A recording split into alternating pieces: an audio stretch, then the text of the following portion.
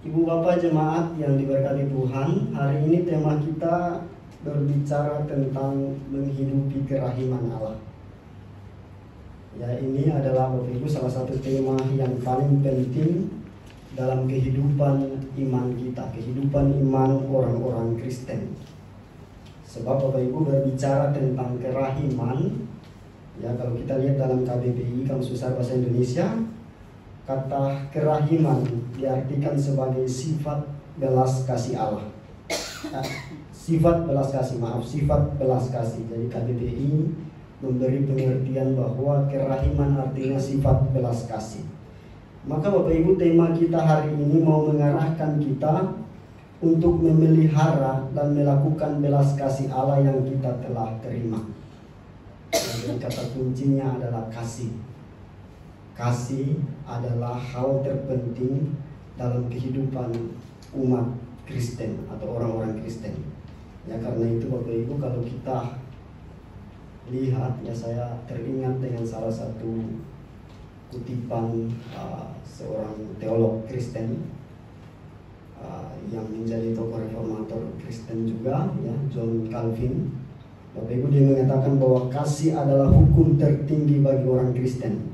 Sebab kasih adalah prinsip dari seluruh kehidupan moral yang sesuai dengan kehendak Tuhan. Ya, hukum tertinggi bagi kehidupan orang Kristen, karena dengan kasih kita menunjukkan kehidupan moral kita.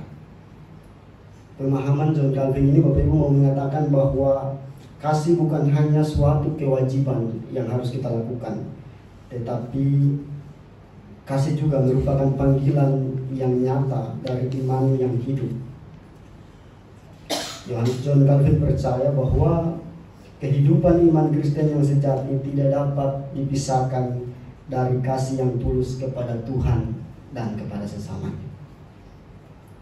Bapak Ibu, kita kembali kepada tema kita, menghidupi kerahiman Allah. Nah, untuk membantu kita mengerti seperti apa kerahiman Allah yang harus kita lakukan, maka saya punya satu cerita, dan ini kisah nyata yang terjadi pada tanggal 13 Mei 1981. Saya yakin Bapak Ibu sudah pernah mendengar kisah ini, ya, karena terjadi pada tahun 81, saya belum lahir. Tapi saya mendengar kisah ini, saya sangat kagum dengan kisah ini. Ya, kisah ini adalah kisah penembakan Paus Yohanes Paulus II. Bapak Ibu, kisah ini adalah salah satu peristiwa yang mengejutkan dunia pada saat itu. Ya, di mana pada saat itu ketika Paus Yohanes Paulus II sedang melakukan misa mingguan di Vatikan, ya, seperti biasa ia menyapa ribuan umat yang berkumpul pada saat itu di Vatikan. Dia menyapa dengan menaiki sebuah mobil terbuka. Ketika sedang menyapa, dia kemudian ditembak oleh Mehmet Ali Aksa. Ia ditembak, kemudian dua peluru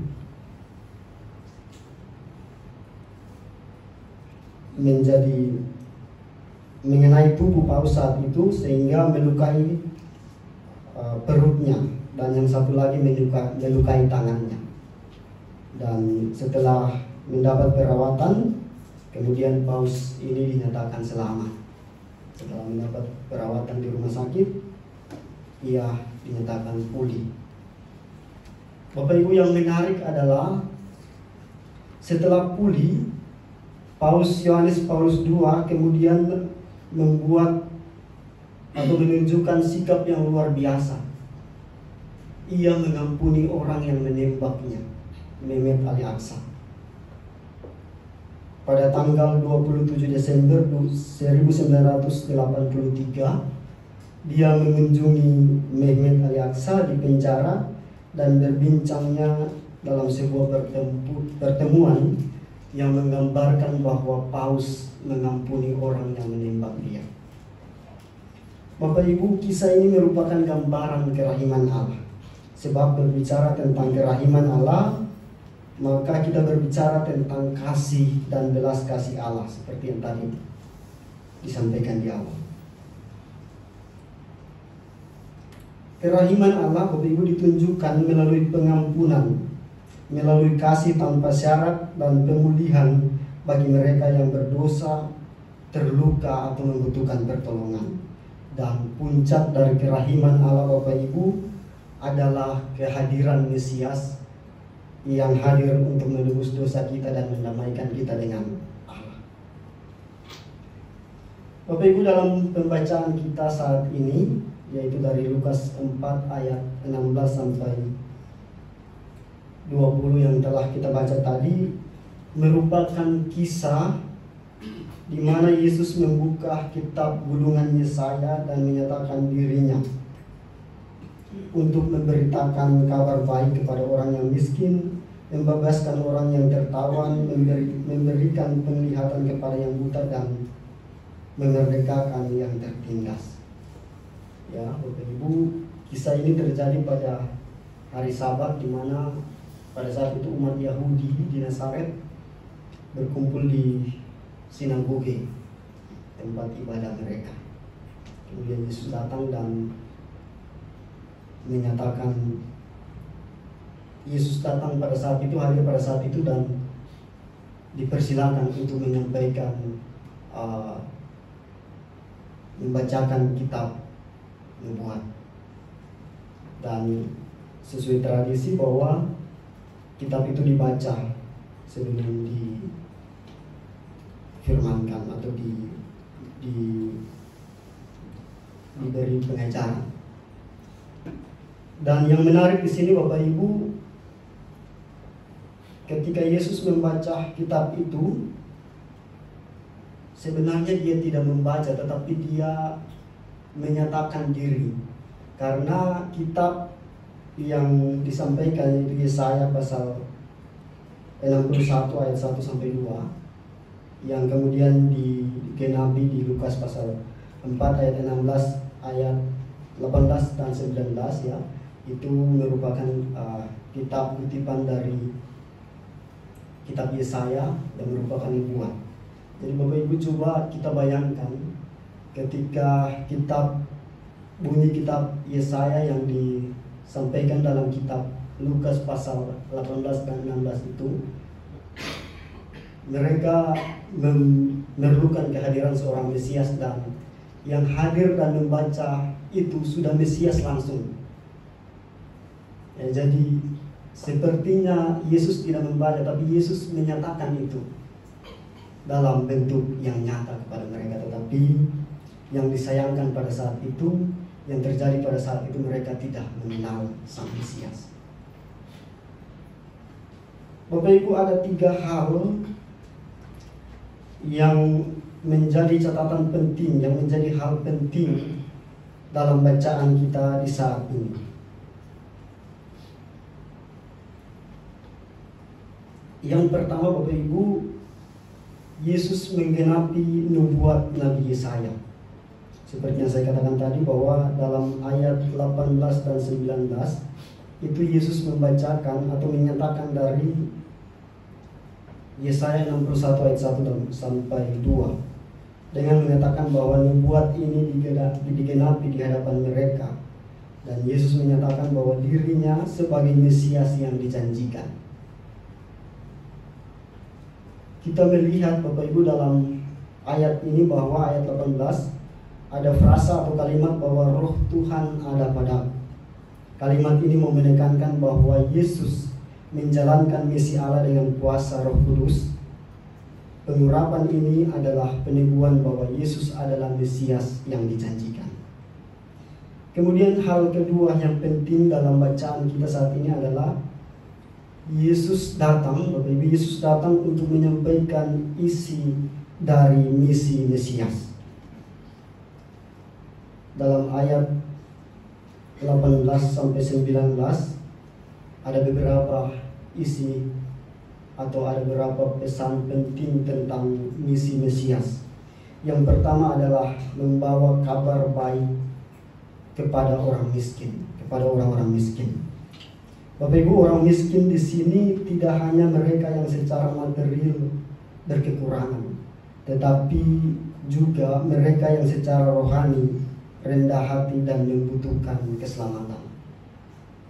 Jadi orang-orang miskin di sini bukan saja tentang orang yang berkekurangan dalam hal kebutuhan hidup dan lain sebagainya, tetapi orang yang kekurangan atau orang yang membutuhkan keselamatan. Sebab kita kalau ingat-ingat kembali dalam khotbah-khotbah Natal, ya, kehadiran Yesus itu untuk orang-orang yang rendah, terutama kepada orang-orang yang rendahan. Karena itu dia hadir dengan penuh kesederhanaan. Dan orang-orang rendah saat itu, Bapak Ibu, seperti para gembala, itu susah sekali untuk beribadah, untuk menyembah Tuhan. Karena itu Yesus menyampaikan juga secara rohani dan penuh kerendahan hati kepada mereka yang membutuhkan keselamatan.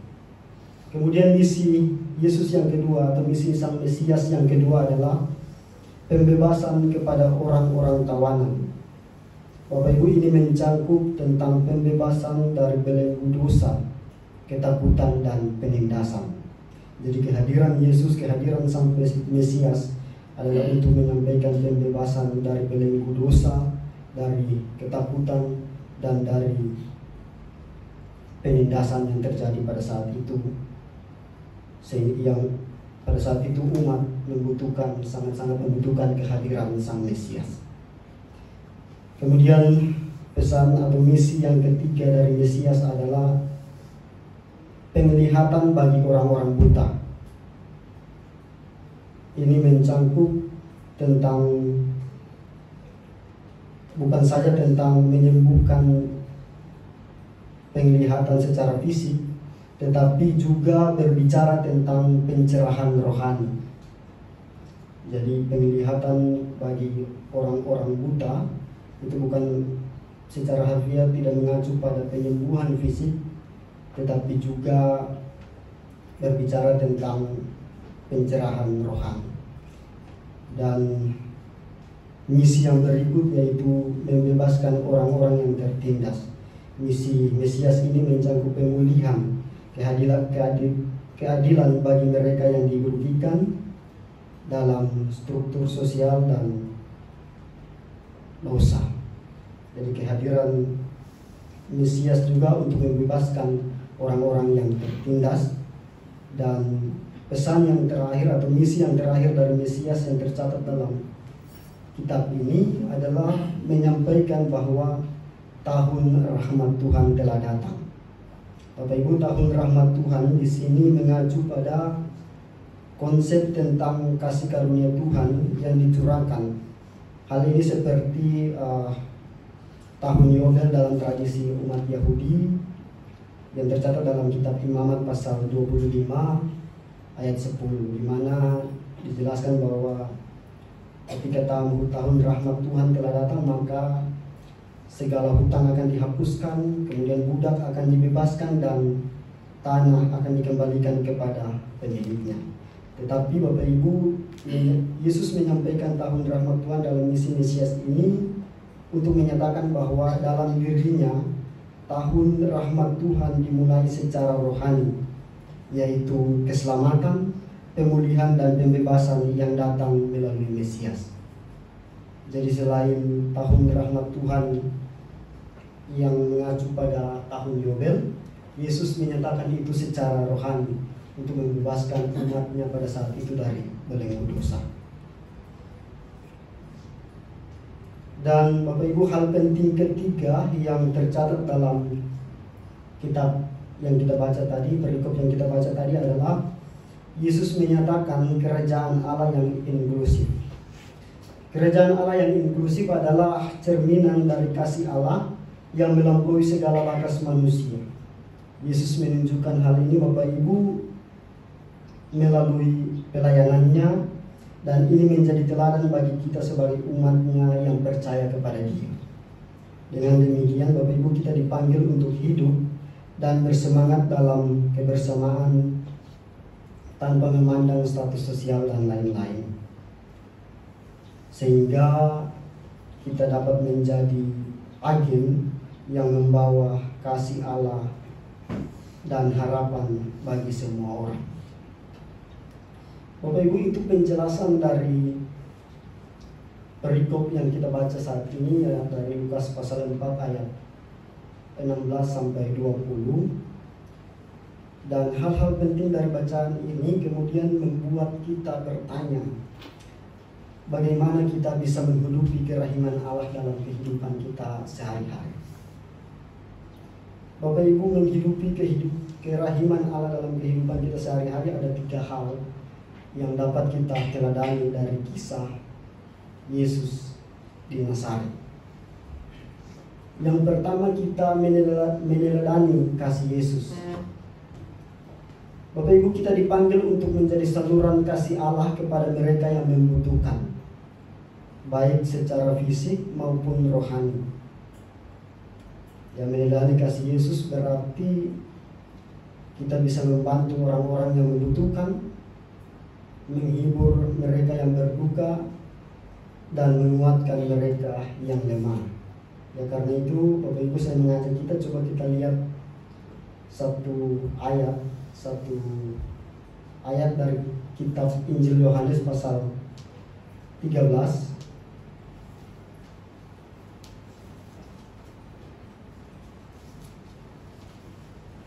Injil Yohanes pasal 13 ayat 14 dan 15.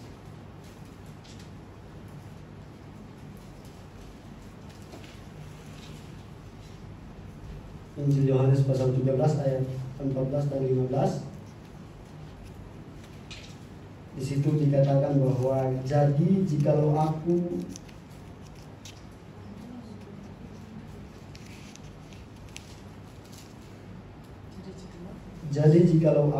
Tuhanmu dan gurumu membasuh kakimu, kamu pun wajib saling membasuh kakimu.